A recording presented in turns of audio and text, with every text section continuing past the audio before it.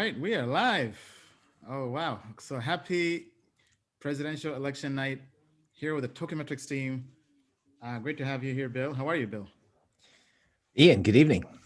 Yeah, We're here in the Token Metrics election bunker. yeah. As everyone can see, I have the TV on the back. Also have it here on my iPad. So we'll be showing you, or rather, giving you our opinions on how all of this can affect crypto. Regardless of what side you're on, we'll try to keep things apolitical and just try to give you our insights as to how to plan ahead, regardless of who wins. So it's going to be a very interesting night. Stay tuned, grab a drink, hang on tight. Probably going to be here for maybe 1 or 2 hours. And hopefully we can have a winner by then, or maybe not. I mean, anything is possible, especially here in the US. All right, so this is going out to our live stream on YouTube, on Twitter, on Periscope. This will also get turned into a podcast. Let us know if there are any issues with the audio. Just tell us in the comments. Let me actually check here on my end. All right, so first on the stream was Michael. Michael on Twitter. Hey, Michael, how are you? Then Mark. Mark was first on YouTube. What's up, Mark? How's Australia? Hope you're doing all right in Sydney. Then we have Sietzi on Facebook first. All right. Then Gara says Trump moon or Biden moon. Yeah, that's the question of the day. Quick question of the night, right? So Bill will be sharing with us his insight. Obviously, Bill is always has lots of great wisdom, especially working in Wall Street and in the markets. If you're tuning in for the first time, be sure to subscribe and tune in. Be sure to also smash the like buttons. And for those who are here for the first time, we'll just kind of go through quick intros. Bill, how about telling the audience your background? Sure. So I'm the technical analyst for Token Metrics. All right. I help provide, navigation in the storm, because in crypto, it's always a storm. I had a background doing it in legacy markets, Morgan Stanley in the dot-com crash, 12 years at Goldman, including the financial crisis. So I got hooked on crypto in 2017. I worked with Charlie Shrem for a while, and I'm here to help you invest and understand crypto. All right, awesome. Thank you, Bill. And I'll do a quick intro as well. My name is Ian Balina. I'm the founder and CEO of Token Metrics. Token Metrics is a cryptocurrency investment research platform that helps you become a better trader and investor by leveraging AI-based price predictions, crypto ratings and rankings, as well as AI indices. And our goal is to help really take technology that was only reserved for quant funds, basically the top 1%, and make it accessible to everyone, right? So we're trying to fully democratize quant-based investing and give it to the small girl and gal, Joe and Jane out there, and help you go to the moon and beyond. My background comes from analytics, and I worked for 4 years at IBM Watson, working on Watson Analytics, helping take AI-based software and make it available to non-technical people. Then also worked at Deloitte Consulting, and my background is as a computer engineer. And I got into crypto in 2016, and the rest is history. For those of you who've been following me since the spreadsheet days, well, the spreadsheet is now Token Metrics, and Token Metrics is a spreadsheet on steroids. So here we are, and now we're talking crypto and politics on election day. So very, very glad to have everybody here. We'll be taking your questions and answering any questions you have. What's up, Celie? Celie says, much love from Jamaica. Thank you. I've not been to Jamaica, but I definitely want to go. Closest I've been is the Bahamas. When I went on, actually with IBM, we had, this was, I think 2016, maybe 17. So every year IBM has a conference where they get like the best salespeople. So that year I basically crushed my sales quota, and this is called the 100% club. So basically, if you have more than 100% of your sales quota, they fly out to the Bahamas. So it was definitely quite a trip. Very inspirational. Had a chance to swim with the dolphins, which was pretty cool.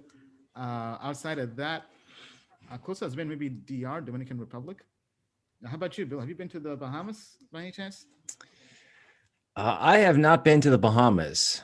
It's probably more like a London, Germany, Hong Kong, Beijing kind of guy. Yeah. For travel. Financial But markets, hey, right? right. So now that, but now that I'm in crypto, you never know, that Jamaica trip could come soon. Yeah, I mean, we definitely have a lot of time on our hands, so we'll be telling lots of stories. But I think let's hop straight into it. Bill, maybe kind of share your analysis and perspective on the markets. All right, let's jump in. Okay, so one of the things that I'm going to go through tonight is we're going to try an experiment, right? If everyone expects the same thing, something else happens. Okay. And I'm going to try to carry that theme through the presentation. So let's start with this. Barron's, obviously the most reputable newspaper periodical for legacy markets, thinks that the winner of the election is Jerome Powell. Now, on one hand, they have a point. Powell has got the power to keep the economy going or not going. And it's been that way with the Fed for quite some time. Okay. The question for election night is not who is the president. Okay. The real question people should be asking is that once the president takes office, whoever it is, can Powell carry the burden of keeping everything going if there's a virus, social disorder, a massive change in policy? Okay. That's a lot of pressure for one guy. Cryptocurrency folks out there, that's a lot of pressure for one guy. Okay. So my answer to can this guy hold it all up on his own? I wish him well, but the answer is no. And I think that is pro crypto. Now, let's talk about what's going on in the market tonight. You've heard PayPal, MicroStrategy, Winklevoss, a lot of these players want to get in Bitcoin. No, not Bitcoin futures, but they want Bitcoin. Now, one of the ways they get Bitcoin is through a mechanism.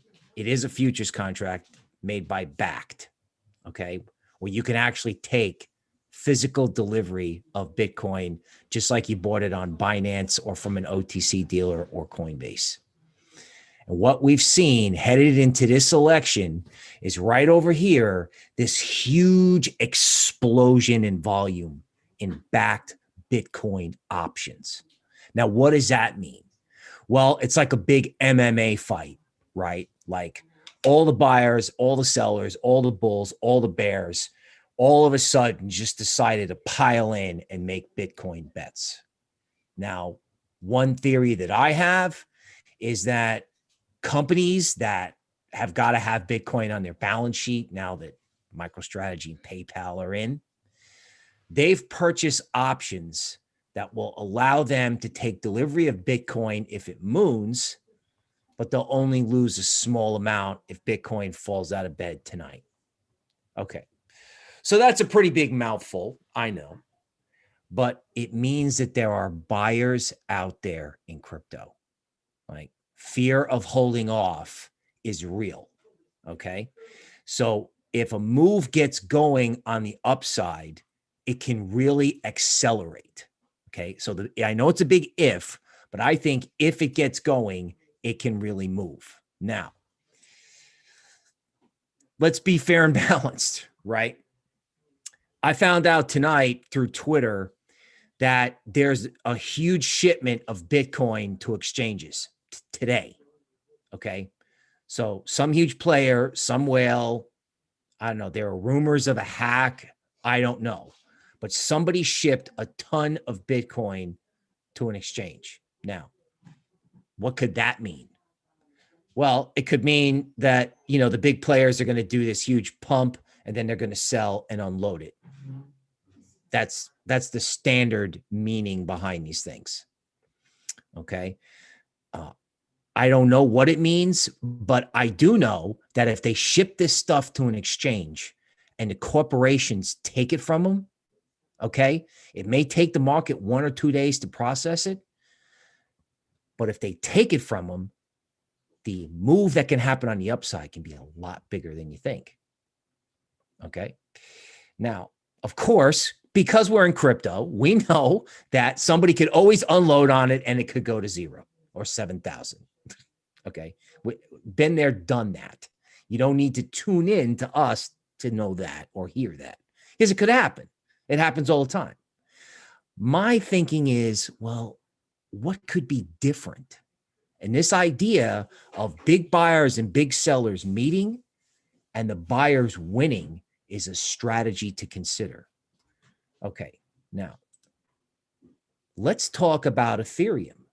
Okay, something really interesting that I saw tonight through a friend was that there's something on GitHub that says, hey, ETH 2.0 is coming soon. Now, I'm not a GitHub expert, but I do like an ETH positive catalyst showing up on election night. Now, let's go to a chart. Super busy chart. It's Ethereum versus Bitcoin. Okay, who's the king, right? And one thing you'll notice is that the rate for Ethereum versus Bitcoin has kind of just been going sideways for a while.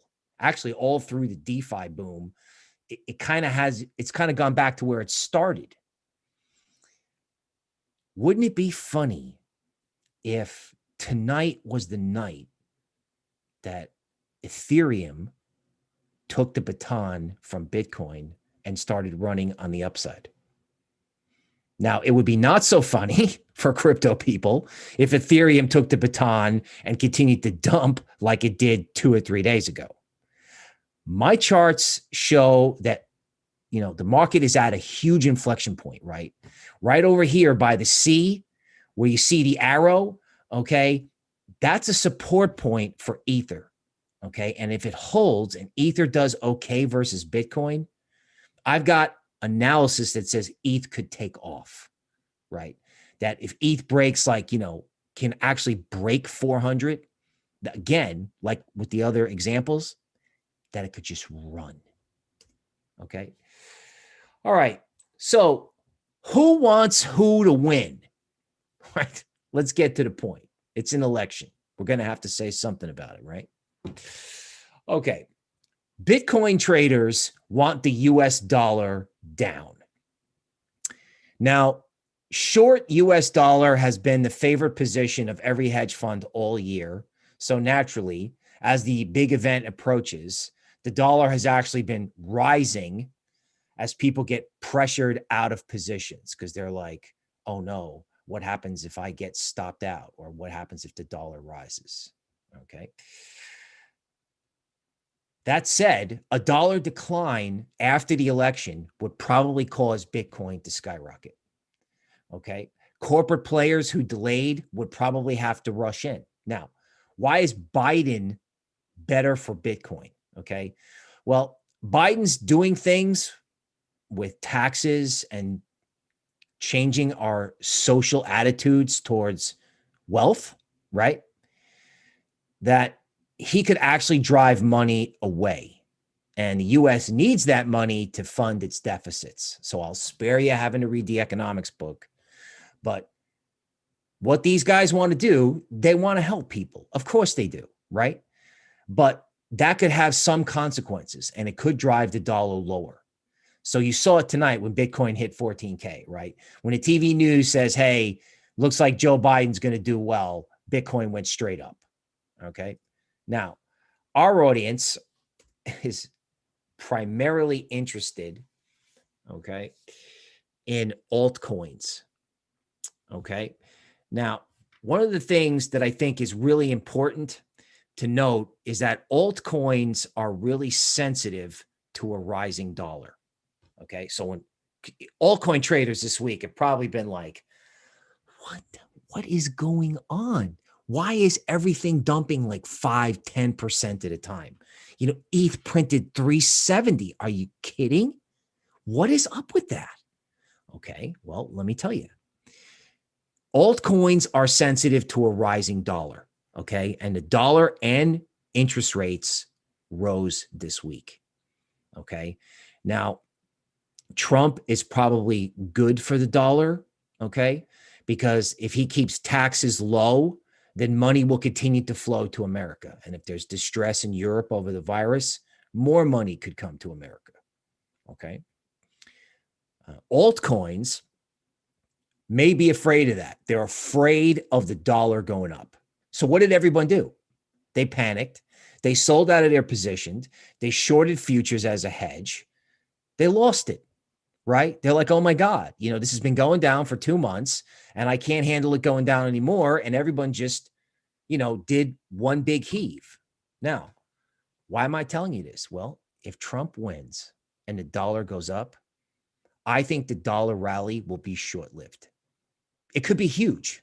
It could go on for 2 days, but I don't think it's going to last, right? Because I think there are other factors that are going to drive the dollar down. Okay. So this idea that Trump and the dollar going up maintains American exceptionalism, right? That means everyone wants to put their money in America. Now, that may be true, but I don't think that's a reason to give up on crypto. Matter of fact, I think it's a reason, if there's a big heave lower in crypto, it's to grab some, hope the bulls can turn it around, and then go with that breakout. Okay. So I think a sharp drop in altcoins on a Trump win is a significant buying opportunity. All right. So Biden is probably straight up. Trump is probably down, stable, then up. Okay. And then, of course, I always acknowledge there is a situation where, all risk assets crater, stocks, crypto, whatever. Okay. But if we're just talking crypto and the election, this is how I'm breaking it down. It comes down to the dollar.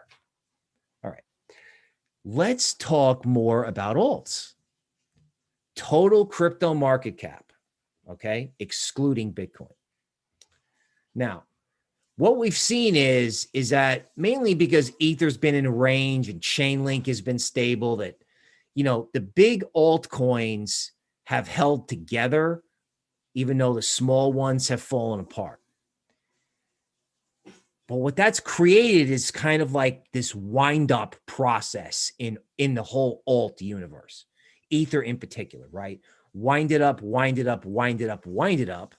Okay. My work shows that alt market cap could take off to 200 billion. Okay. Because as you can see right over here, there's a lot of volume being built up. And that's this process where they load up the spring.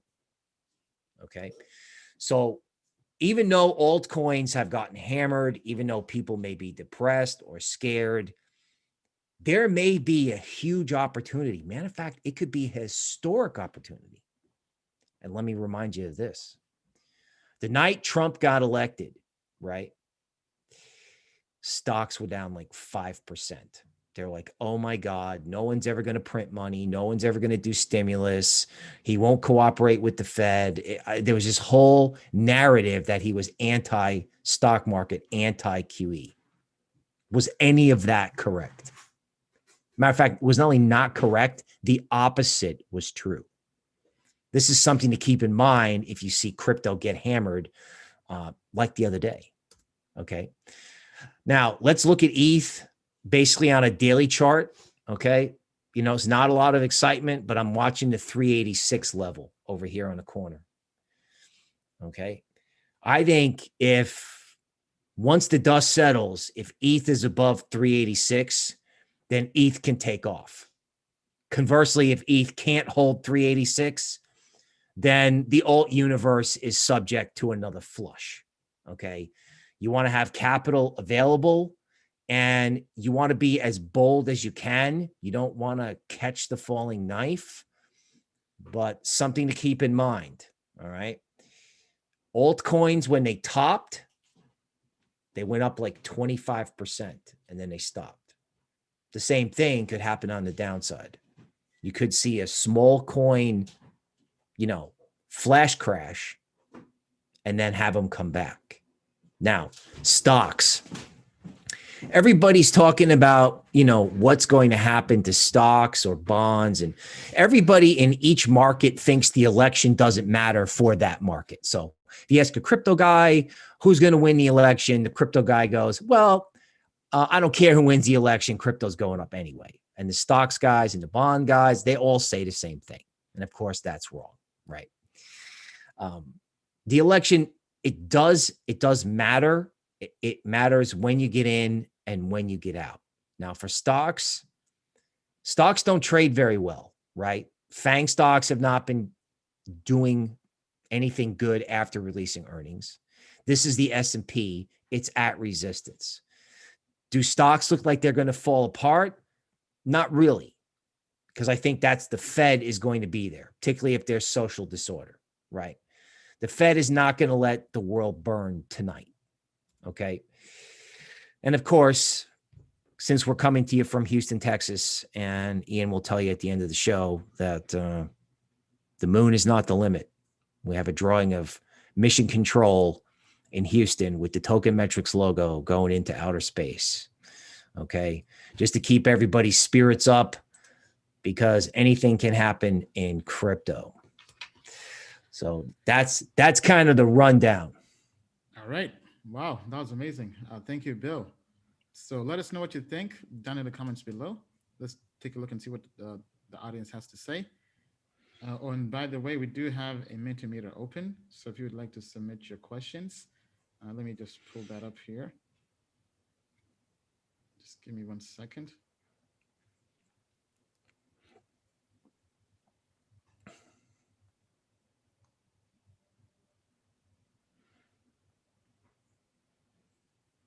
Okay. All right, here we go. Okay. Yes. So if you have any questions you'd like to submit, go to menti.com. That's menti.com. Use the code 4992427. That's 4992427. And the question of the night: why we are all here. Who do you want to win the USA election? So we have two options. We have Joe Biden and Donald Trump. So go and make your voices heard. Does not matter whether you're based in the US or not. This is global to all our crypto family. Go out there and vote.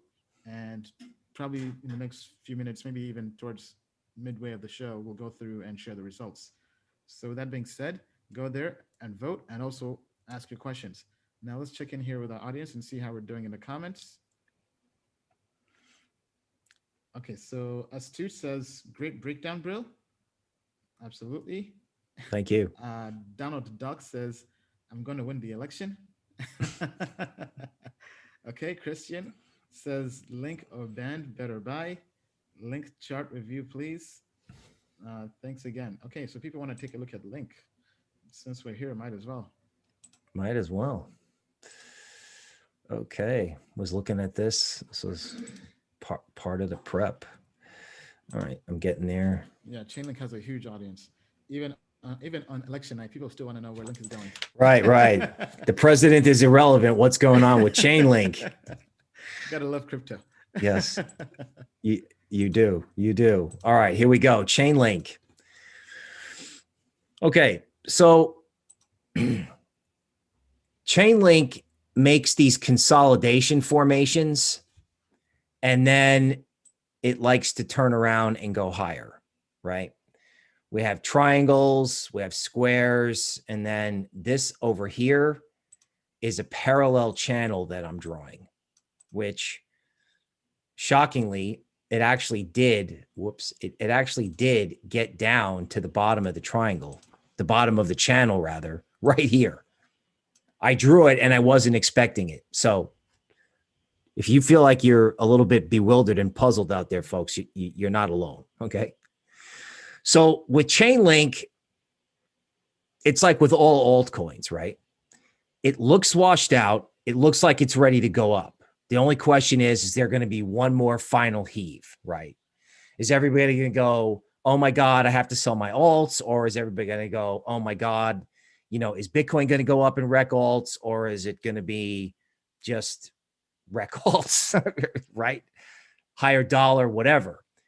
Point is with Chainlink, I think here, okay, at this $10 level, particularly if they attempt any flush below that, I think there are going to be buyers down there, right? I mean, I'm sorry. If Chainlink is not a buy in front of 10 or just below 10, well, then we can have a really short show, folks. So if Chainlink tries to sweep the low and attacks 10, I say buy Chainlink. And if you can't buy Chainlink at 10, then the whole market's going to get wrecked.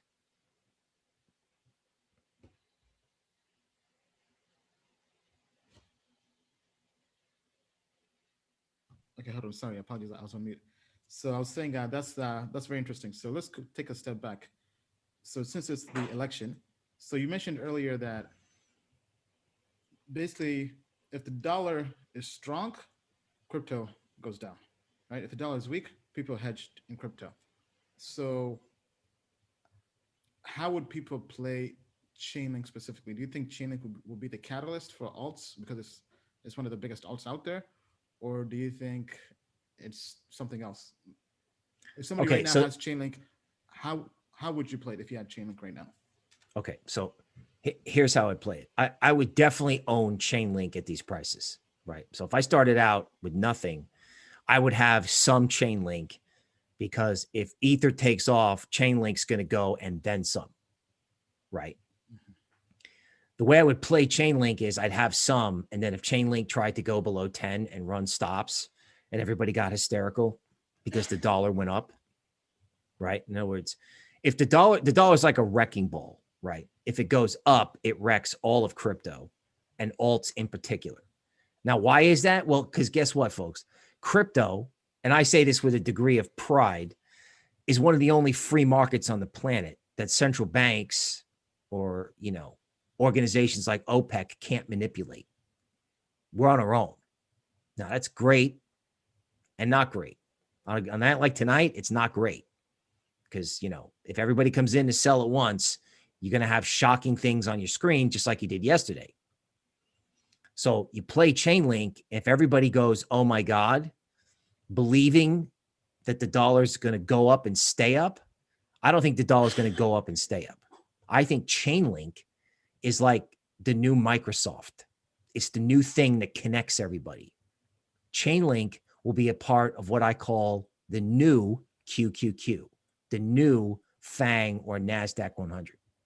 5 years from now, you'll say, oh, yeah, I could have bought Chainlink on election night. Just like 4 years ago, you could have bought S&P. Oh my God, way lower. Okay. Now, what about the other oracles out there, right? Because some people see Chainlink has mooned and think they've missed that rocket ship.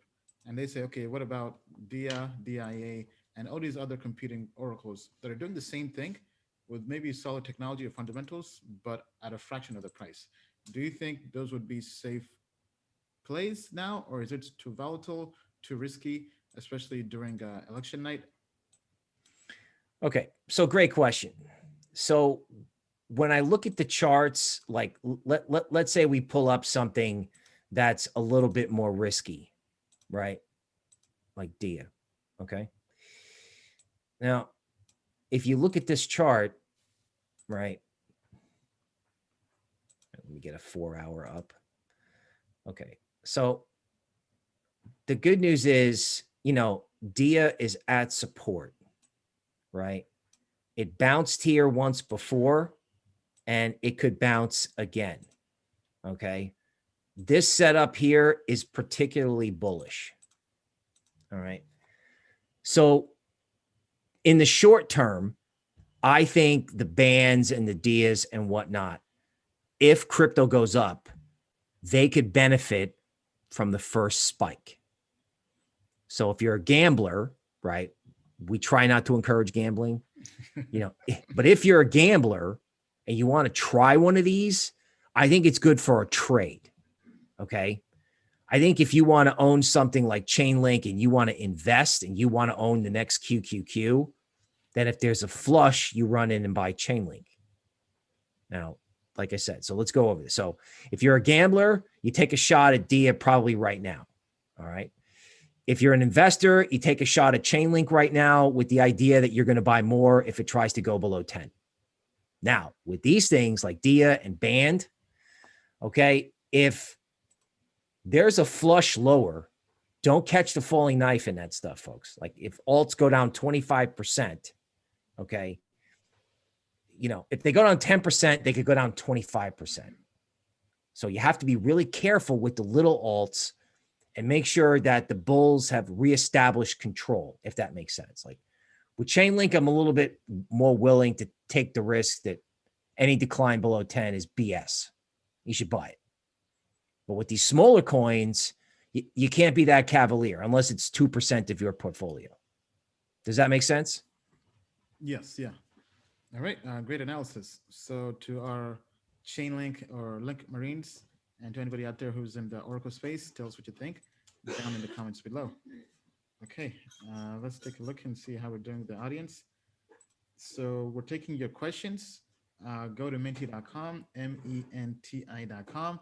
Welcome to the Token Metrics first ever US presidential election night, where you have me and Bill here to give you your analysis and thoughts on how to play the crypto market post-election. Whether you're in the US, whether you're in a different country outside the US, doesn't matter.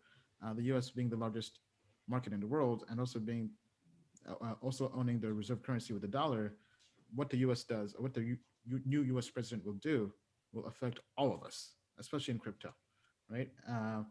Now, okay, let me just pull up the code here. Apologies. Hey, Michael, how are you? Michael from the Dominican Republic. Awesome, awesome. Sorry here, flipping through different screens and the US election, trying to juggle lots of things here. Okay, so Menti code is 4992427. That's 4992427.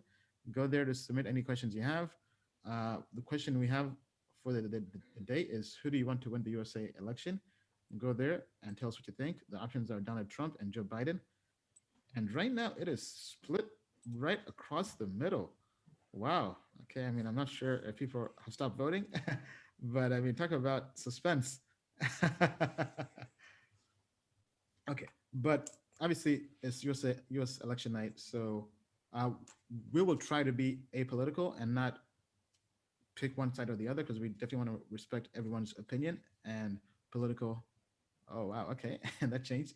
But with that being said, I mean, kind of as Bill mentioned earlier, so from my perspective, I'm bullish on crypto regardless of who wins, right? I feel like both sides have something positive and negative to bring to crypto, but either way, I think we're going to do well regardless, right? So I think if Joe Biden wins, obviously it won't be beneficial for taxes, especially if we're investing for capital gains taxes, dividend taxes as entrepreneurs.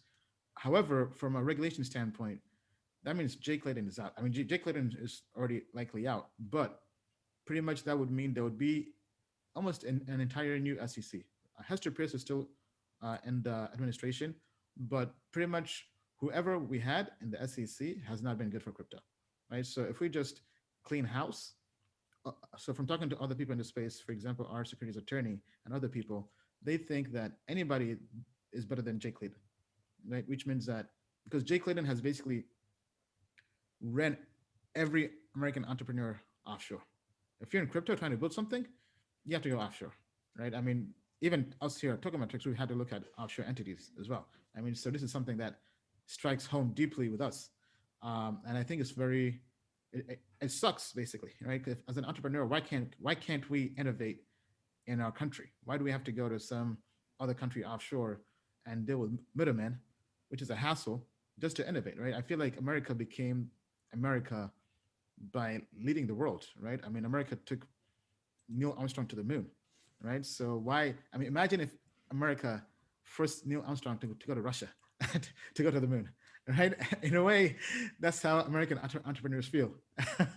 So I feel like whoever is in power is going to be better than who we currently have. So I think that's the positive, right? So the positive for Biden or Democrats, the negative is taxes. Then if we go to the Trump administration and who, if they win, I think obviously the positive taxes will be very, very low, would have the same. The negative is Trump hasn't really been pro crypto, right? He's definitely made statements bashing Bitcoin, pretty much saying Bitcoin is a scam or fraud.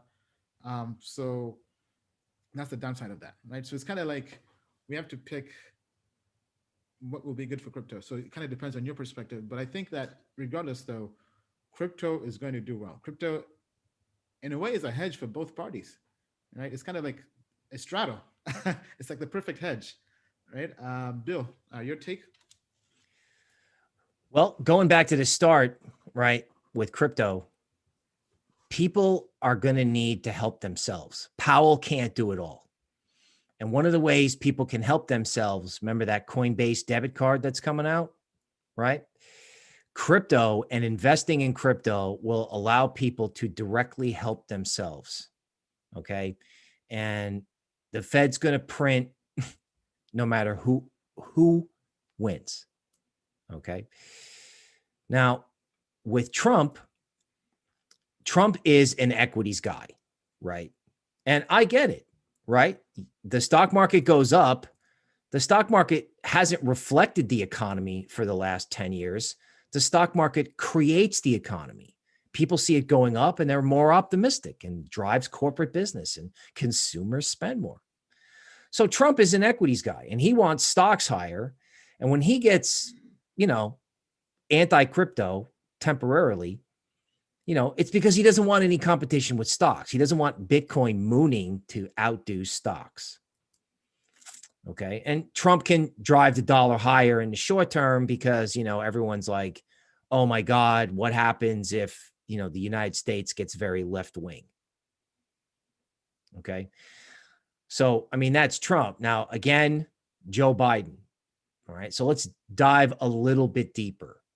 So I'm listening to some hedge funds talk about what Biden really means. And it's a huge change for the United States to say that the government is going to come in and take money from one person and give it to another. Okay. There used to be tax and spend. That was the old days. Okay. But now the Democrats literally want to take it from one group and give it to another. Now, in this environment, that's an admirable thing to do.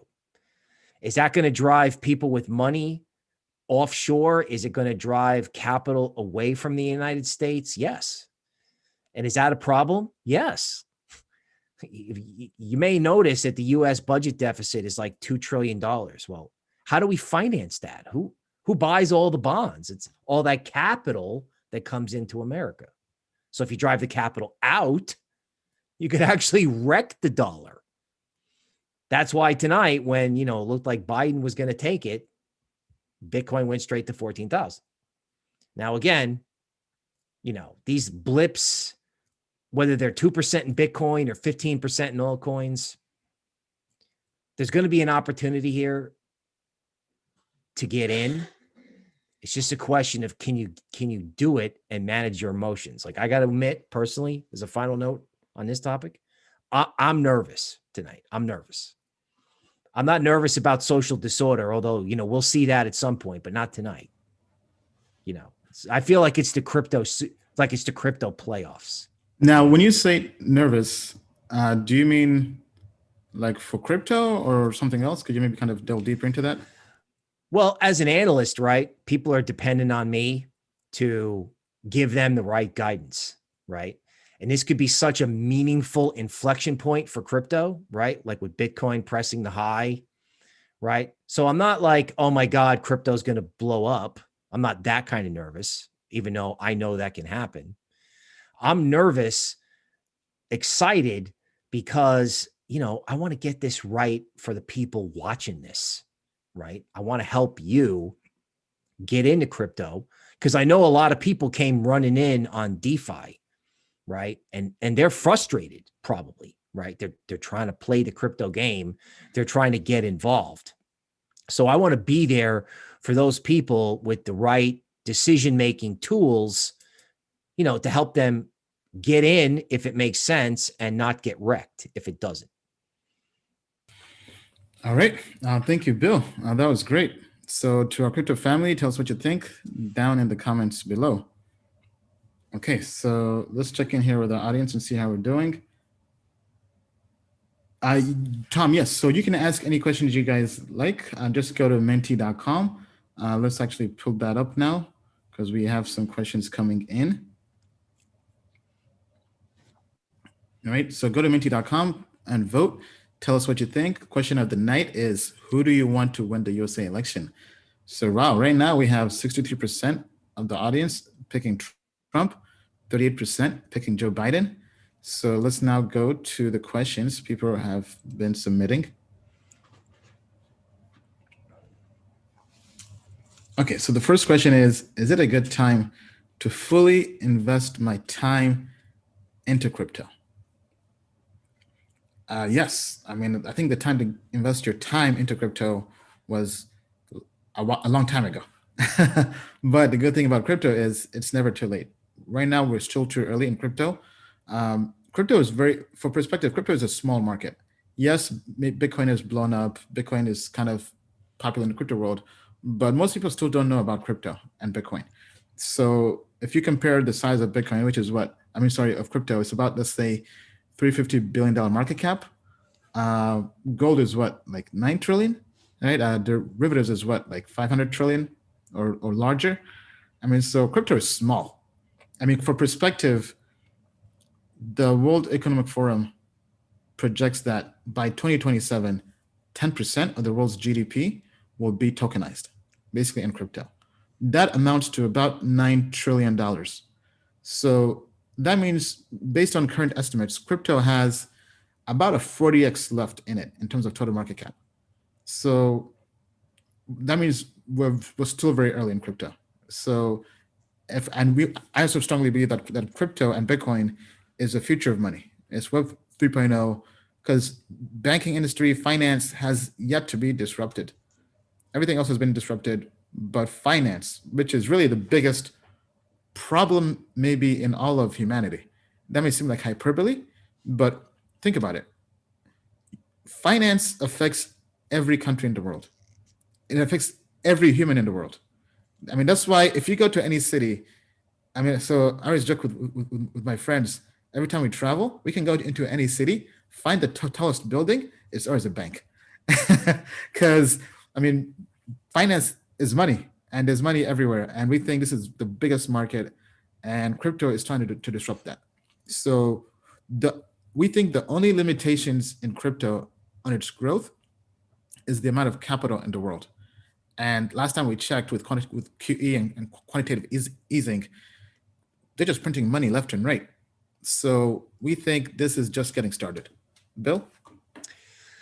All right. So should you devote your time to crypto? Yes. Okay.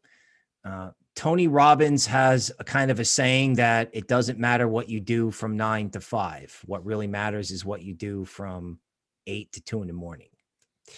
So if you needed a hobby or something to study, or you were that motivated to put that kind of time into crypto, I would say yes, absolutely. Matter of fact, people say that this is the first inning of a larger crypto move. I don't even think it's that. I think it's more like the national anthem. The game hasn't even started yet, right? Especially if all these altcoins are going to become the new tech stocks. Okay, now, if your question is, should I quit my job because I'm going to go home and buy an altcoin and it's going to go up 100x and I'm going to be rich and I'm not going to have to do anything or think or work for the rest of my life. If that's what you've been told, then the answer is no. Okay. Don't do that. Okay. But if you study, you're in early.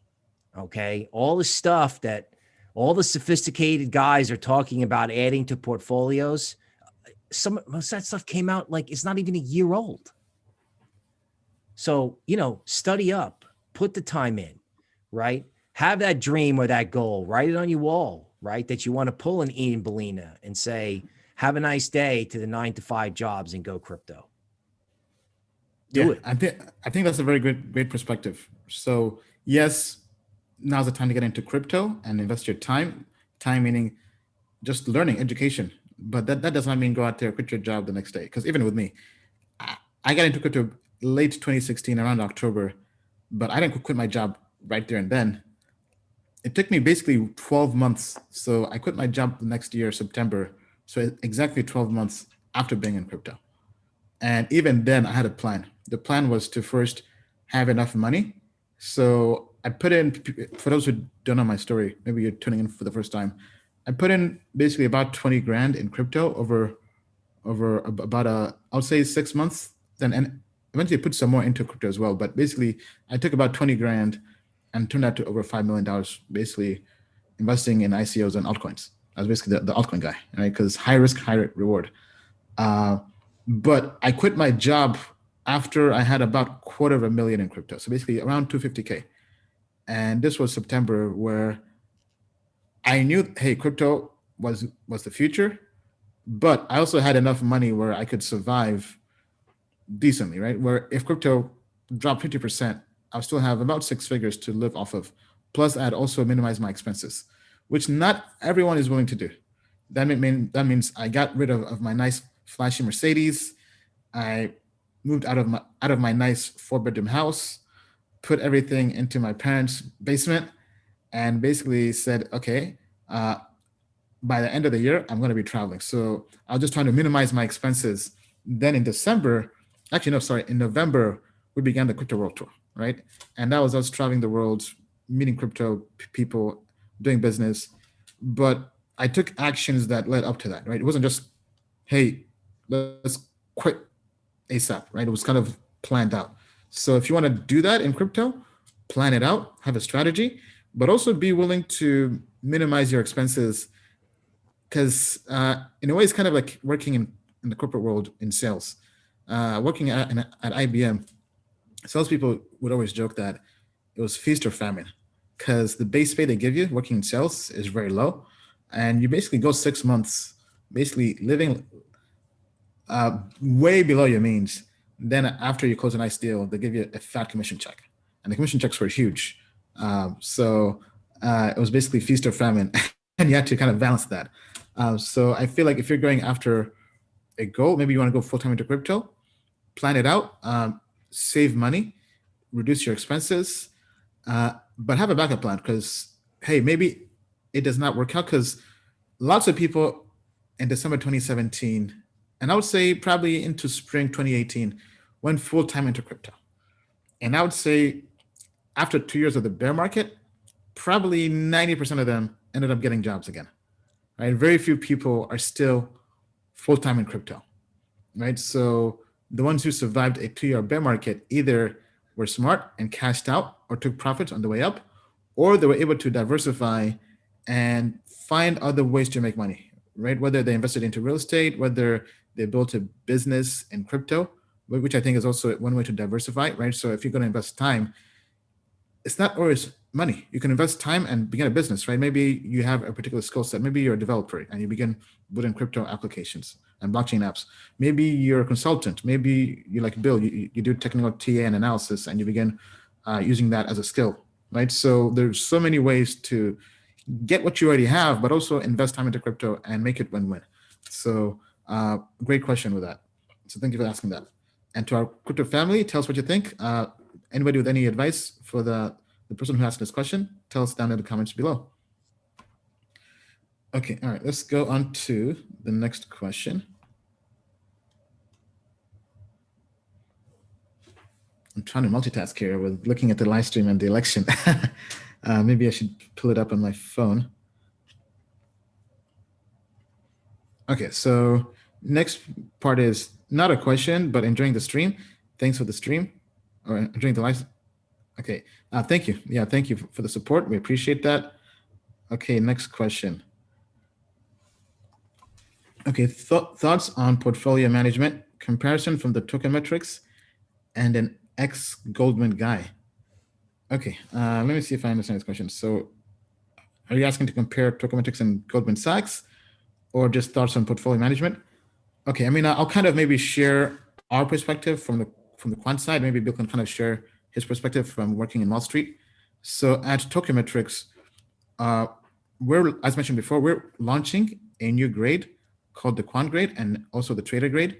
But we're also launching a new way to allocate portfolios, essentially our AI indices.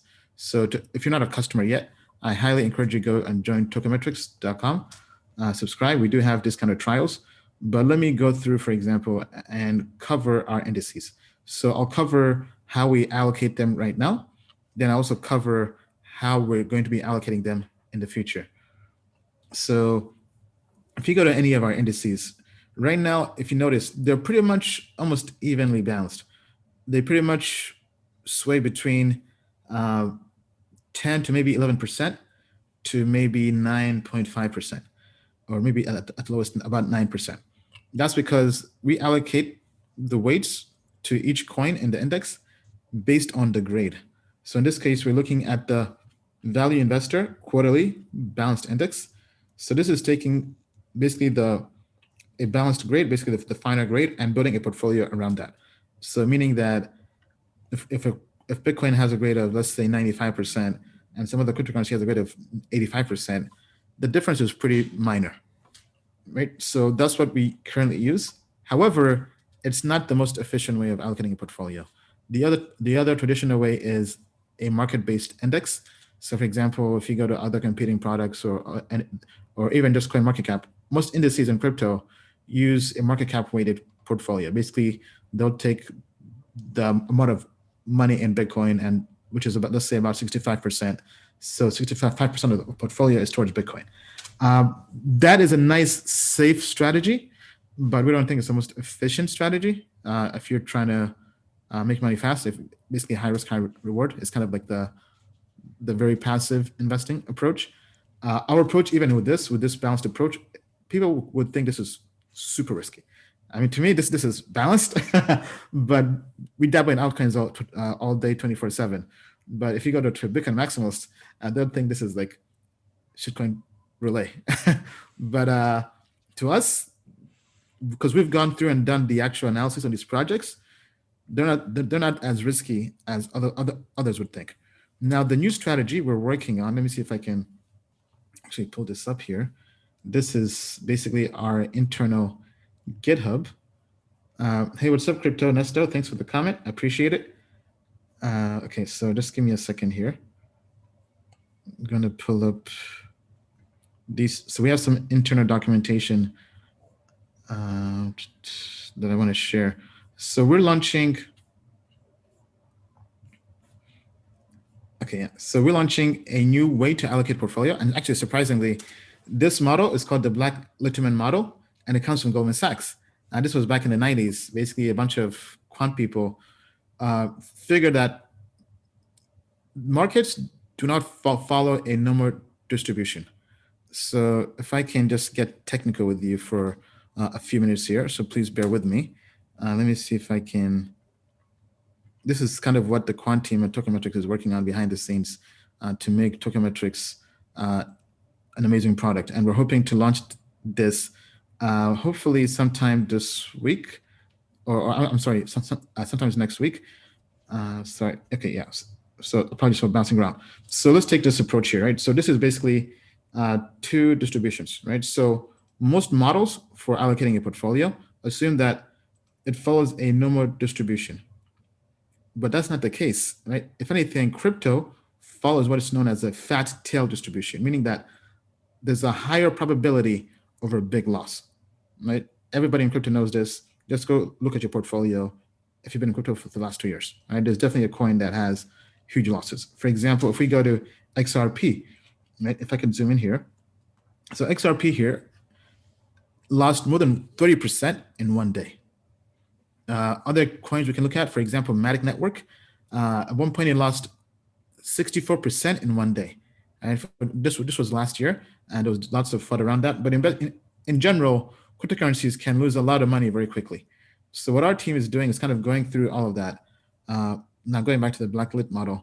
So it assumes that, okay, normal distributions do not work. So we have to use something different. We have to use essentially a fat tail kind of distribution, or rather we have to take the market cap views, basically the market cap weighted portfolio, and then we take our proprietary technology with the AI and basically our grades, and we combined it to come up with a hybrid portfolio.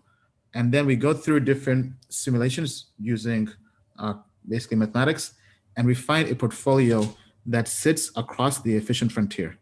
So let me see if I can find a diagram to model that here. And just bear with me, like Litman model.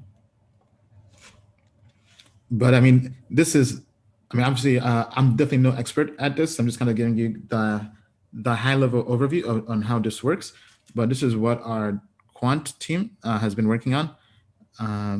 Okay, so let me see if I can find a big picture to explain this.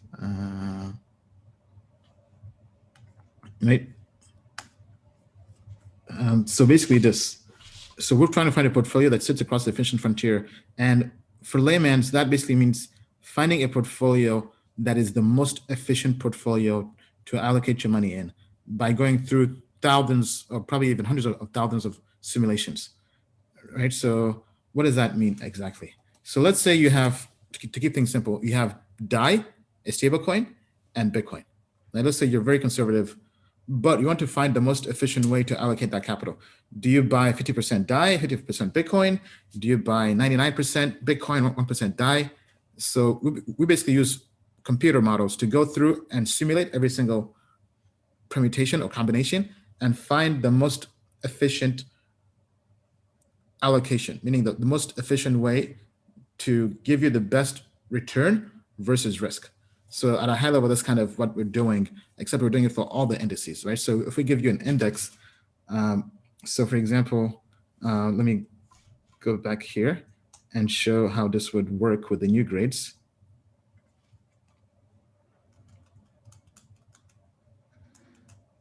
Okay, sorry, I'm kind of bouncing around here, but it's all going to be worth it. Fundamental grade.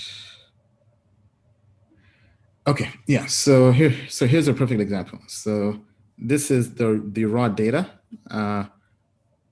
Yes, I'm getting technical, but I think it will kind of make sense once people kind of see how this works. So here we're allocating a portfolio based on the fundamental grade, but based on the Black Litman model, right? So what this is saying, if we want to build a portfolio based purely on fundamentals, this is how it would allocate the portfolio. And in this case, we have 10 coins. So it would allocate 13.8% towards Pax Gold, 13.8% towards Bitcoin, about 12.7% towards Ethereum. So it's going through and it's doing all the calculations for you to find the efficient allocation as opposed to just allocating it based purely on grade. So that's kind of the approach we're doing.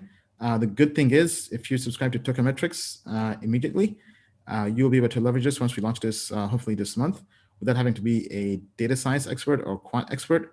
We'll fully automate this for you and give you technologies that are typically used by quant funds at the power of your fingertips. So that's kind of our perspective. Bill, could you kind of share your perspective and kind of what you've experienced working in Wall Street? Certainly. So as you just saw, the answer to the question, what is the difference between Tokenmetrics and Goldman Sachs for portfolio management? There isn't any. Okay, because Tokenmetrics has figured out how to leverage AI, machine learning, and advanced finance theory, okay, to generate information, okay? This is where the Goldman Sachs comes in, to find not only the hidden gems, but that allocation that you should make, like you should have extra Ether or extra Chainlink, or you should have REN, or you should have no Bitcoin or whatever, or stable coins. What's that allocation to give your portfolio that kicker, right? What's the thing that no one can see? Like here's a Goldman story. Once upon a time, we had a guy when oil's at 50 or 30 who said oil was going to 100. And they thought that the research was irresponsible. They thought it was crazy. Okay. Oil went to 140. Why am I telling you this? Well, because Goldman had technology, ways to measure oil demand, but it also had human analysts who could look at it, put it in context, and then help you say, yeah, buy a bunch of oil stocks. So if you would normally hold 10 units of oil stocks or 10%, yeah, bump that up to 20 now before the move happens, right? So Goldman was always early, right? Goldman knew the 2008 crisis was coming 3 years before it did and took measures to protect the firm. All right. With Tokenmetrics, Okay. You're getting the same kind of technical brain power and human expertise, but you're getting it in a streamlined blockchain AI version that can be consumed by you, the retail investor listening.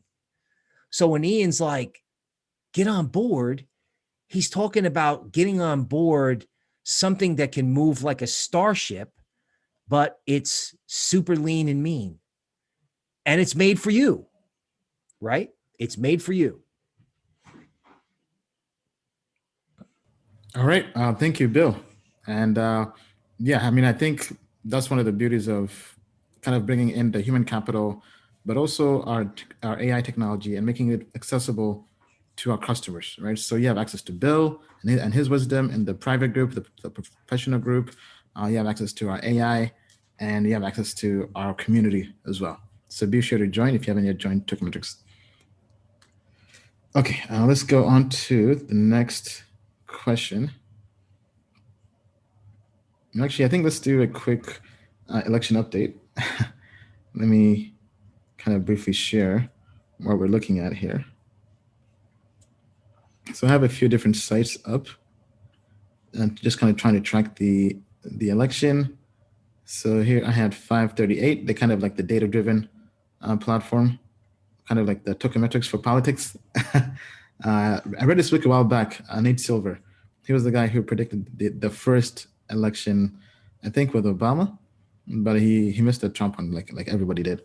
But just looking at this, for anybody out there who's curious, so looks like in Pennsylvania, their officials say they will not be reporting any more ballots tonight, and I think most of those will be going towards Biden. Looking at his tweet here, then doing the math, Biden leads by about 145,000 votes in Arizona's Maricopa County.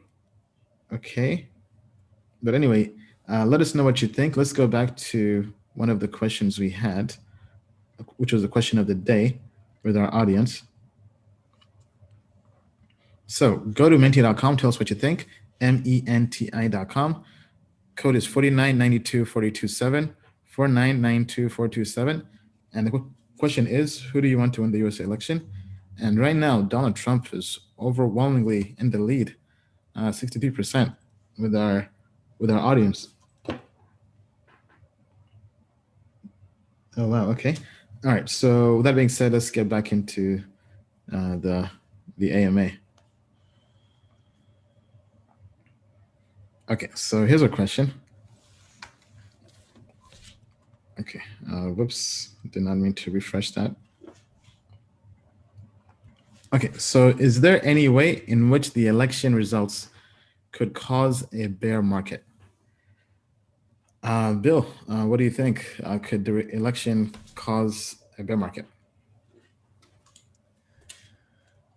Okay, well, on one hand, if you're in small altcoins, it probably already feels like a bear market, right? Because everything's getting hammered. Now, so the question is, can something happen in the election that totally wrecks crypto? So in order to wreck crypto, you'd have to wreck Bitcoin and Ethereum and have it all go down with it. Okay. So here's a scenario that could wreck crypto, right? Trump wins and the SEC serves a major exchange with a lawsuit over money laundering, like all at the same time. So dollar up, stocks up, crypto, the little brother left behind. And then, oh, by the way, here comes big regulator over the top.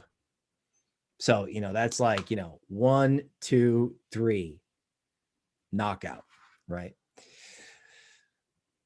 I really hope that doesn't happen. The other thing that could happen with crypto is that people get upset, create social disorder. The social disorder could be such that the economy is affected, right? Not just our economy, but other economies, right? So a negative event in the US, whatever it is, ripples out and hurts emerging market countries, right? It's that whole dollar up thing. Okay. So if dollar is up, and up, and if a politician like Biden says, we're going to borrow and print money, we're going to do 90 trillion, then that means interest rates up. So if it's dollar up and interest rates up, that's what wrecked crypto in 2018. All right.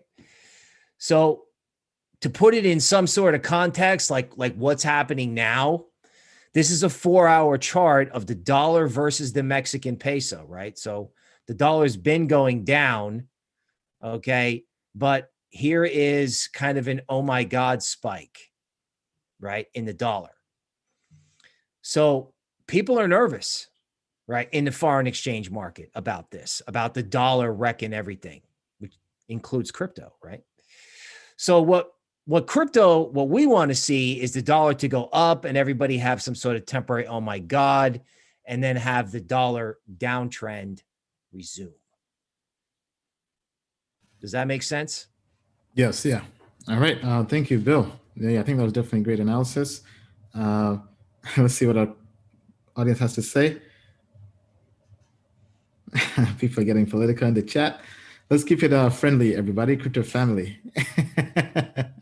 We're all crypto family. We're all on the crypto rocket ship, regardless of our party affiliations. All right. So tell us what you think down in the comments below. Okay, on to the next question. Okay, let's avoid the coin related questions for now. Okay, let me bring back my screen.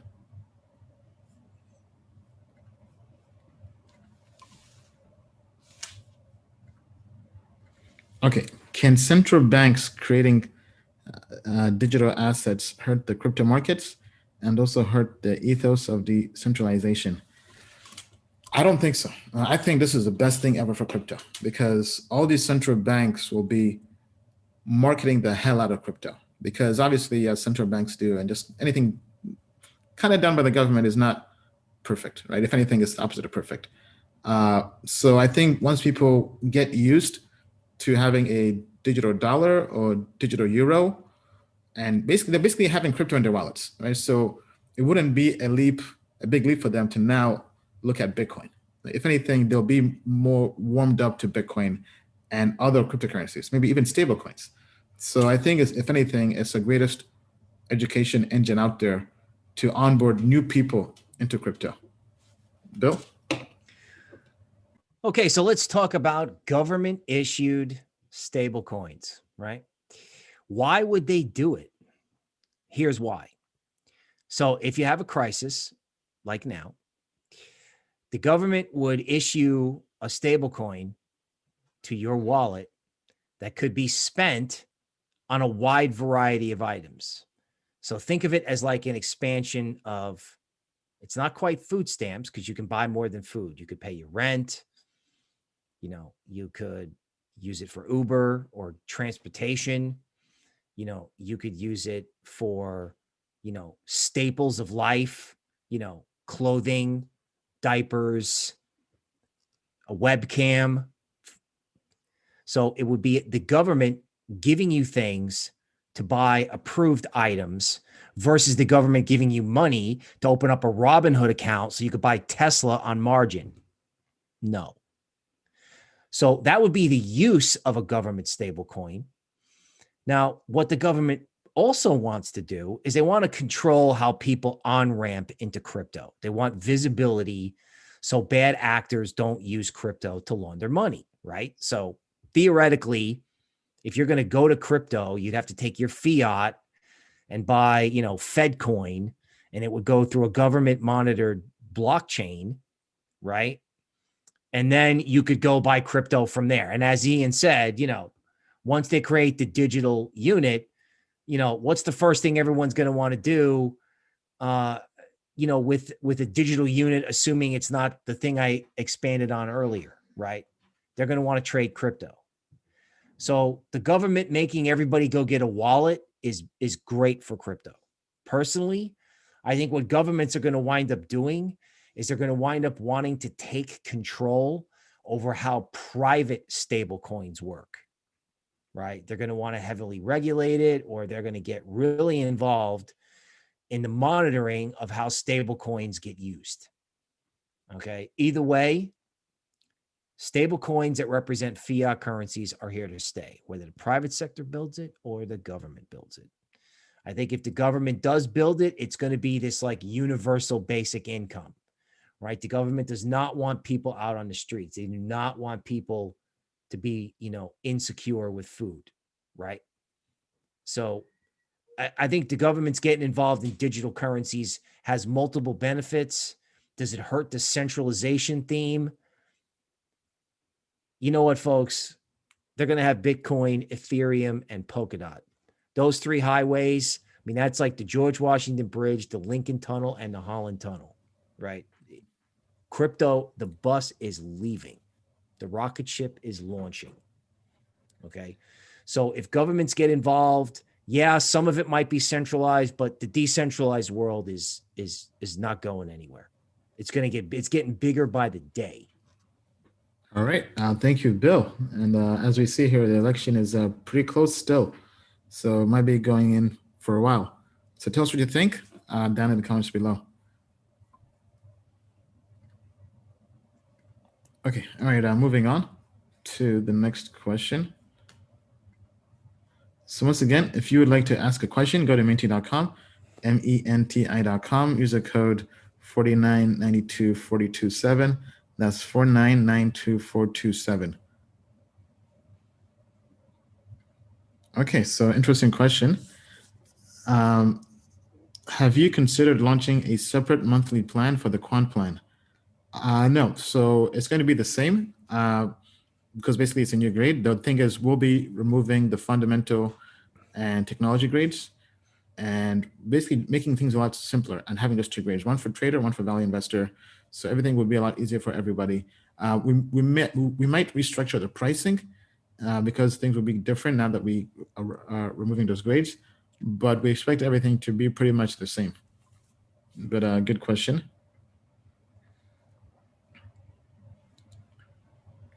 Okay. All right. This is an interesting question here. How did you do this year with investing, Ian? So my investments this year. So I've been very bullish on Helium Network. I've been bullish on that. Wow, when was that? It feels like it's been over a year now. So last time I checked, Helium was over $1. I bought some on exchanges, but I've also been mining it. So mining wise, my cost basis that I have to talk to my CPA, but it's basically not quite free, but close to free. But I also did buy on exchanges at around 20 cents. Also ended up buying some more at over $1 actually, because I'm just accumulating. That's probably like my one big bet. So that has done pretty well, depending on when I got in. So the peak was about $1 something. So I think at one point it was almost a 10x. Then I've had Matic Network as well. That one hasn't done so well. That's also in my long-term portfolio. I traded Chainlink when Chainlink pumped for like a month or two. That one did well, but that was a trade. I sold that. I have ETH. I also have Uniswap, but that was just the airdrop. All this is actually on my disclosures page. Let me see if I could pull that up here. This is where we put our entire team disclosures. So if you want to follow us and see what we're investing in, we typically update this about once a quarter, right? So this has pretty much all the investments. I had Alof from an airdrop from some other project. That one surprisingly did like a 10x, I believe. I have Chromia, but I haven't looked at that really. But that's pretty much it for the most part. Bill, you do kind of want to update people with what you're investing in? Sure. So I did okay in Bitcoin and ETH this year, and I've still got all that. Chainlink, I moved in again recently. believe it or not, I call it the punt book, just like you're taking a punt. I believe that all these people who are going to get upset about the election are coming to crypto, and they're going to open a Coinbase account, and they're going to see something like Litecoin trading at $49 a unit. And Litecoin is essentially cheap, fast Bitcoin. That's about it. So I'm taking a punt on Litecoin and Bitcoin Cash, like, I don't know, 5% of the portfolio, right? And then the surprise move, because I had to have a surprise move for the show, right? I had to do some homework and do something bold. So tonight I moved 12% of the portfolio into an altcoin REN. Okay. One of our colleagues is a player in REN. Basically, when he explained to me that REN is like a tollway between the big blockchains, and REN is going to be a shuttle bus between Polkadot and Ethereum, right? Now, mind you, he told me this because I asked him because I didn't understand it. I was like, dude, I know you're into this, but tell me why. And then he's like, yeah, you're going to need something to go from Polkadot to Ethereum. I was like, okay, let me go home and study charts for like 2 days. And then tonight I said, you know what? When Bitcoin hit 14,000, I was like, okay, you know what? Let's take some of this Bitcoin and go shopping, right? So one of our mantras is, take your money and go shopping. And I'm taking a flyer on REN, and I'm doing the chain link strategy. So I'm going to get some REN, and if it crashes, I'm going to get some more. And here's the thinking. I don't think people know what it is yet. Like, I work in this business with a guy who's in REN and knows everything about it. And I had to ask questions.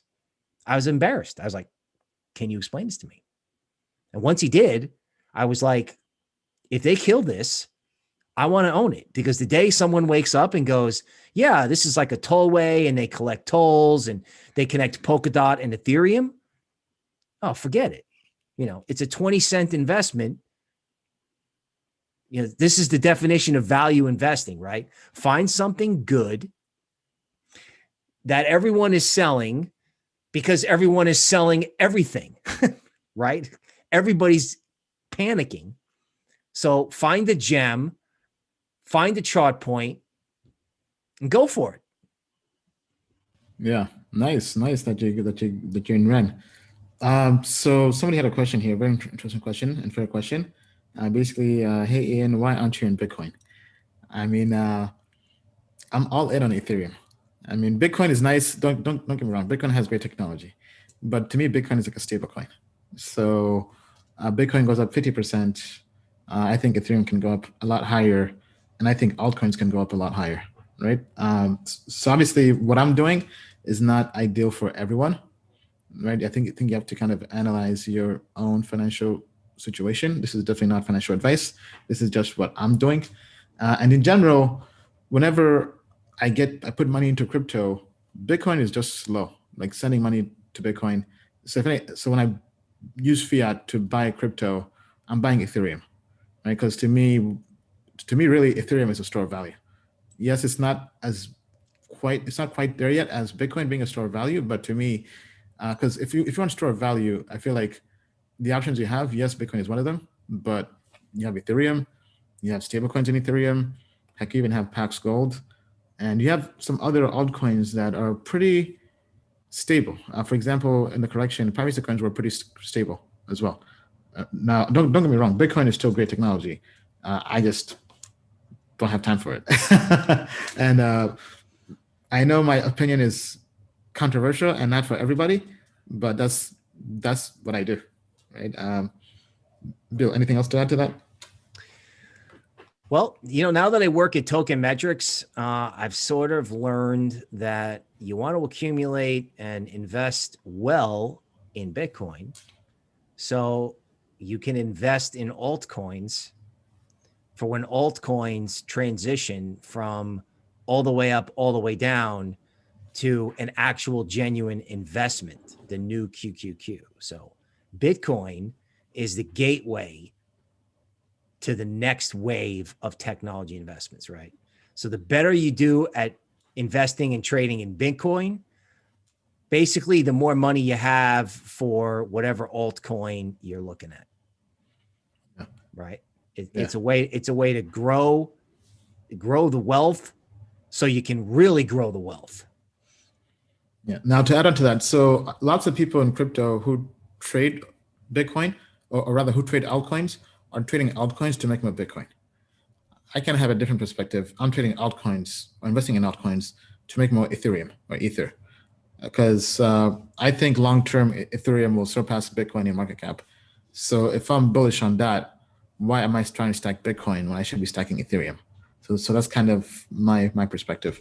Plus, I mean, Ethereum just has a lot more functionality. I mean, with DeFi, because if you're yield farming or doing whatever, you need Ether.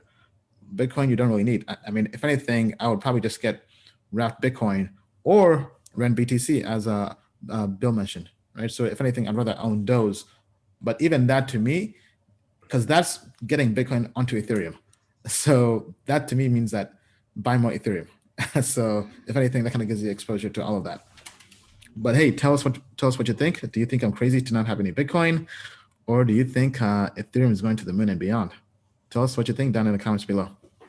Let's check in here with the audience in the comments and see how we're doing. So thank you everybody for tuning in for this crypto live stream. Be sure to smash the like button, subscribe, share with the audience. Neto says, vote Ethereum for president. Oh, I did already. I did. And then he says, Bitcoin for vice president. All right. No hard cap to ETH. BTC 21 million. Yeah, I mean, Bitcoin has that hard cap, but I mean, because Ethereum has, yes, it has a supply that's infinite, but it's constantly decreasing, right? It's basically, I think the term is, it's basically an asymptote. Basically, it decreases and approaches zero, but never quite gets to zero. But eventually, I mean, just look at all the people building on Ethereum. Almost everything is on Ethereum, not Bitcoin. Even Bitcoin is now on Ethereum, right? So, I mean, I'm not seeing Ethereum on Bitcoin as much. I mean, people try to do that with RSK. That project failed. So, I mean, I'm all in on Ether. And once Ethereum surpasses Bitcoin in market cap, I think those of us who were in early will hopefully be geniuses and having this live stream on our yachts. Okay. Anthony says, I agree. ETH will overtake Bitcoin. Ian and Bill, are you guys going to stake ETH? Possibly, right? There are platforms that are launching it, but very bullish on ETH 2.0, right? So if anything, I think I would stake Ethereum. Not certain yet because the returns are pretty low. So I think from looking at staking rewards, it's about 6%. There might be better returns investing in altcoins and earning more ETH that way. But that is something that definitely would be on the table. Okay, banks are adding Bitcoin to their balance sheet, not Ethereum. Yes, very good question or statement. Yes, banks are adding Bitcoin to the balance sheet. That's because banks are late. They're late to the game. Once they eventually add Ethereum to the balance sheet, that could be a hedge, right? I mean, obviously, Ethereum has a totally different use case. I don't think banks would add Ethereum per se to the balance sheet, at least not for a while. Maybe down the road, but I think if anything, if they want to add tokenized assets to their balance sheet, that's going to happen on Ethereum, not on Bitcoin. So that's kind of my take. Bill, what do you think about banks adding other crypto assets besides Bitcoin? Yeah, I mean, banks and institutions are going through what anybody who onboards into crypto does, right? They start by looking and investing and buying Bitcoin, right? This is why I think it's like national anthem. It's, we're the first inning's about to start because they're just getting into Bitcoin now, right? They'll have Bitcoin, then they'll have Bitcoin custody, then they'll have Bitcoin investing. Then the next thing you know, diversification will kick in, which means you're going to have Ether and other altcoins. And going back to this theme of token metrics of the next QQQ, right? That's why we're here. That's what we're doing, right? We're doing what's next now. Yeah, well said. Well said, Bill. So tell us what you think down in the comments below.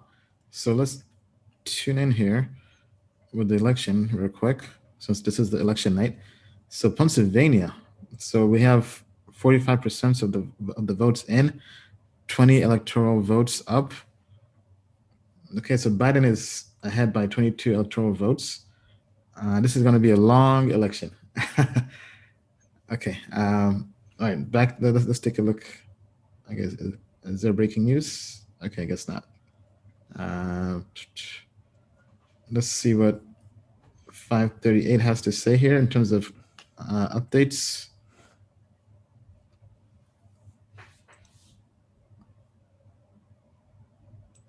Okay. Okay. Is it too early yet to raise the possibility that when all votes are counted, we wind up with a 49-49 Senate and 2 runoff elections in Georgia? Okay, didn't quite get that one. Okay, how the Senate's balance? Yeah, so the Senate here in the U.S. could shift in power. But anyway, let's get back to crypto. Okay, so here's a question. Do you think Trump will ban crypto, especially Bitcoin? I mean, I don't think so. Yes, he's spoken badly about Bitcoin on Twitter, but I mean, he said lots of things on Twitter and then did the opposite. So, I mean, I'm not afraid of him banning Bitcoin. It's very hard to ban Bitcoin, especially now. As Bill just mentioned, if corporations are adding it to the balance sheets, if government entities have come out and said it's a commodity, I mean, so he'd really have to go off the deep end to try to ban Bitcoin. But obviously, anything is possible. But I think if anything, it will just be just theatrics and not so much substance. Right? Unless he's putting out an executive order saying he's banning Bitcoin. I mean, I think they can make it very challenging, as they've kind of done thus far. But I mean, I don't see it. Bill? Okay, so a lot of people don't know this, but the Bitcoin blockchain is the most surveilled blockchain on the planet, right? There are firms dedicated to telling you every single thing that goes on. And there's even a firm called Chainalysis that works with federal law enforcement agencies, training agents how to read what's on the Bitcoin blockchain. So really no need to ban it from a national security point of view. Okay. What I think the US government probably will do under Trump is they're going to make it so that you have to go to a crypto exchange mostly, or a futures contract to get crypto. They're not going to let you get crypto through an equity market instrument easily or at all. Okay. So, Trump is probably going to want to keep equities and crypto separate from each other and not allow people to get access to crypto through equities. That's a guess. That's where they may draw the hard line. My attitude on that is who cares? We have backed, which allows people to buy a futures contract and then take delivery of physical Bitcoin. All right. Thank you, Bill. Okay. All right. So I was able to find a nice map here that shows the election results. So we're just going to be tuning in here as the election chugs away. So right now, okay, so 98 votes to 92 for Trump, 98 for Biden, 92 for Trump. Okay, so right now we see Biden has New Mexico, Colorado, New York, Vermont, New Hampshire, Massachusetts, Connecticut, New Jersey, Delaware, Maryland, DC. Well, Trump has South Carolina, West Virginia, Indiana, Kentucky, Tennessee, Alabama, Louisiana, Arkansas, Oklahoma, Kansas, Utah, North and South Dakota. So I don't think there are any surprises. Do you see any surprises so far, Bill? No. The Democrats, if it was basketball, the Democrats are going to take the Big East, right? Yeah. And they're going to take the Pac-12 probably out there on the West Coast. Yeah, New York and California. Right. And then the SEC, the Southeastern Conference, that's the southern states. That's where, Trump is probably going to, do well. the question is, and I know this is American centric humor, but the question is what's going to go on in like the Big Ten. Where is Michigan, Wisconsin, Iowa, right? Where are these states going to go? And of course, there's the big one, Joe's home state of Pennsylvania, which in many ways is a really interesting story. A lot of people in Pennsylvania, okay, voted.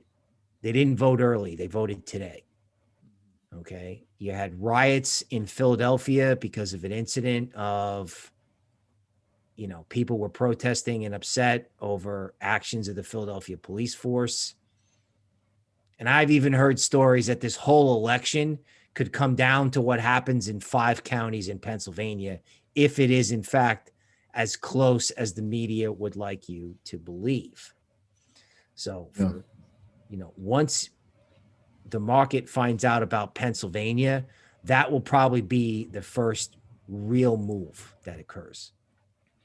Right. Great analysis. So here we have the Battleground States. So I do find this kind of surprising. So with 75% of the votes in, Joe Biden is beating Trump in Arizona. I thought Arizona was typically Republican. That's a pretty large lead there. So that does jump out to me. Florida, not too surprised about that. Trump is up by 51% with most of the votes in. Actually, I think that's kind of a surprise because I think most of the polls did not have that. Unless something changes. Georgia, we have, that's typical Republican. Joe Biden winning Iowa. Okay, interesting. That's about a quarter of the votes are in. Michigan is Trump. Minnesota, Biden. Okay, so New Hampshire, Biden. North Carolina. Right. North Carolina is a big state too, right? Yeah. That's a big deal. This one's going to the wire. Right. 93% votes in, 49.9 versus 48.9. Wow. Ohio is always a big one. And oh wow, Trump is winning Ohio with 3/4 of the votes in. Okay, 51.8% to 46.8%. And as Bill mentioned, Pennsylvania and Texas. So I kept on hearing people saying that Texas might flip Democrat, but I was not buying that 1 minute. I mean, because I feel like if Democrats get Texas, then everything flips Democrats. Because I mean, Texas is very conservative. Maybe Bill, can you chime in? You've kind of lived here for a while. Sure.